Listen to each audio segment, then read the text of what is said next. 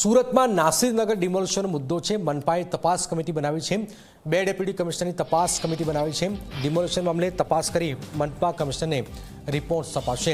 તપાસ કમિટી 6 સભ્યોની હશે।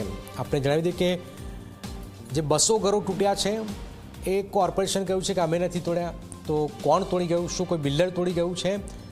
હજુ ખબર નથી। વિરોધ થઈ રહ્યો છે, પણ આ 200 લોકો જાય તો જાય ક્યાં? 200 લોકો અહીંયા જ રહે છે, સવાર પણ અહીંયા પડે છે, કોઈકના લગ્ન છે। આ સ્થિતિમાં આ 200 લોકો, જે નિર્દોષ લોકો જે છે, એમની હાલત શું, એ સૌથી મોટો સવાલ। કોંગ્રેસે આજે વિરોધ પણ પ્રદર્શન કર્યું છે। ચેતન જોડે ચેતન, આ 6 સભ્યોની કમિટી બનાવી છે, એ શું કરશે સમગ્ર મામલે?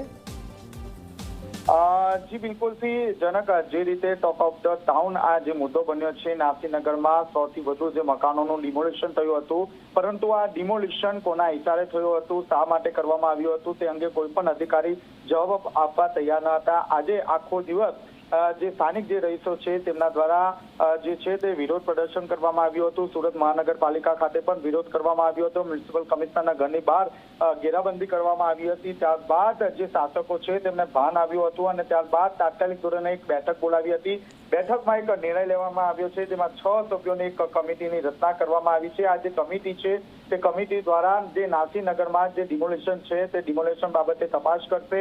જે રિપોર્ટ છે તે રિપોર્ટ મ્યુનિસિપલ કમિશનરને સબમિટ કરવામાં આવશે। જે તે અધિકારીની જો ભૂલ હશે તો તાત્કાલિક ધોરણે તેના વિરુદ્ધ પગલાં પણ લેવામાં આવશે। બિલકુલ બિલકુલ, આભાર ચેતન। તો આપ જોઈ રહ્યા છો 200 નિર્દોષ લોકોના ઘર તોડી નાખ્યા। હજુ કોર્પોરેશન ગલ્લા તલ્લા કરી રહ્યું છે અને આ સ્થિતિની વચ્ચે હવે આ કમિટી બનાવી છે।